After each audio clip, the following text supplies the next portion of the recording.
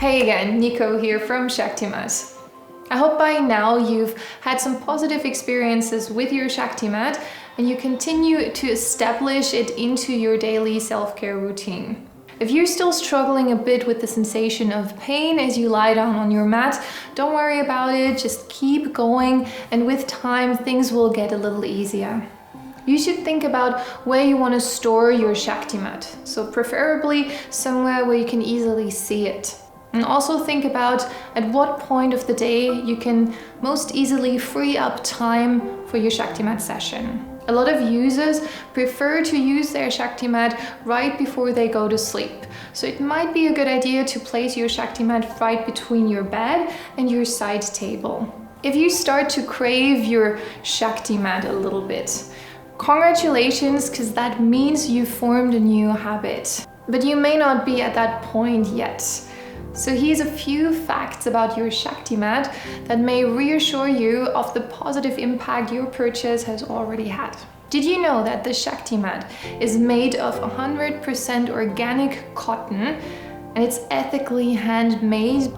The filling is made of foam that is used for bedding, and the tips are made of ABS plastic, which is the same durable plastic that is used for Lego bricks for children.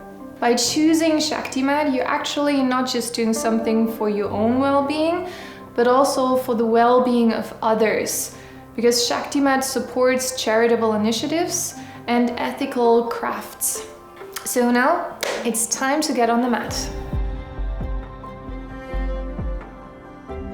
To target the backs of your thighs, simply sit in front of your mat. Roll up a towel or maybe a blanket, you could also use a bolster, and place that underneath your ShaktiMat. Then place your hands behind your hips, maybe shuffle a little further forward until your hips are very close to the end of your mat. Place the feet on either side here. Then slowly place the legs on top of your ShaktiMat, or on top of that little hill here. And stretch the legs out alongside the mat. Lengthen your spine up a little bit. Keep breathing slowly and deeply. Engage your toes a little bit, and as you also engage your thighs here, you're going to sense how that is actually intensifying the position and intensifying the pressure on the back of your thighs. If you want a little more, you can then try to lift your heels off the ground. Again, keeping the toes engaged. And that is also really deepening the pose, intensifying the pressure even further on the back of your thighs. Stay here for as long as comfortable. Focus back on your breathing. And then slowly bring the heels back down to the ground. And to get out of that position, simply place the feet onto the sides of the mat and shuffle backwards a little bit. Now we're coming to the calves. To target the calves, keep one foot on the side of the mat. Maybe turn that foot slightly sideways here. And then stretch one leg out in front of you. So I'm using my right leg here. You want to place the calf here right on top of that little blanket hill. Engage your toes again. And stay here for a few rounds. To target the inside of your calf, you can then rotate your torso to the side. Placing the hands here to the left side in my case. And just kind of rolling around here a little bit, just seeing how that feels. And then to target the other side, simply move your hands to the other side. Maybe bringing the calf a little more to the center of the mat. And then rolling onto the external side of your calf here.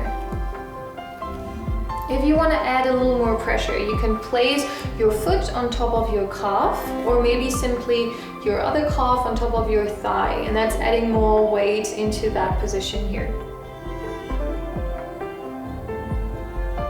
And then to get out of that position, place both hands back onto the mat here on either side of the body. Place your foot back down and then slowly remove your leg from the mat. To target the fronts of your thighs, simply kneel in front of your mat. Then slowly come onto your knees and place your hands onto the other side of the mat. So you're in kind of a tabletop position here. Slowly walk the hands forward, slightly engage your core as you pivot the torso over the mat. And then slowly lower the torso down onto the ground so that your thighs are right above the mat. From here, you can then further lower down your chest and then place one hand on top of the other hand and maybe resting your forehead on top of your hands. Now try to relax here as much as possible. Keep focused on your breath. You can intensify that position and the pressure on your thighs by simply engaging the thighs a little bit. Now, if that's a little hard to adjust to, you can also place your forearms on the ground and by that movement elevate the hips a little bit, and that's going to take a little pressure off your thighs. Feel free to engage the thighs here again just to find a bit more intensity in that position. To get out of the position, place the hands back underneath your shoulders. Engage your core here a little bit. Press the hands firmly down and push yourself up. Coming back into tabletop position. Walk the hands backwards and then sit back onto your heels. If you have a demanding occupation or you lead a very active lifestyle, it's really common to sense some discomfort in the legs and the feet area. So runners, for example, really benefit from regular massage or targeted pressure in the areas of their legs and in their feet. And that way we soothe sore muscles, we keep the muscle tissue really soft, and we prevent injury that way as well. So the ShaktiMat really supports muscle restoration, especially after a tough workout. And remember, just as you can wear thin socks or a thin shirt to sort of reduce the intensity of your ShaktiMat session, you can also reduce the intensity of your ShaktiMat session on your legs. And you can do that by slipping a pillowcase over your ShaktiMat or place a sarong or a cloth between yourself and the mat. And by the way, pillowcases really do have kind of the perfect size to just pop your mat in there. So now I'd love to hear about your experiences with your ShaktiMat. Become part of our active acupressure community online and join our Facebook group. You can find the link right below this video. The next video will be focused on the neck and the shoulder area, which is another common problem area in our modern lifestyles. Stay tuned and I'll see you next time.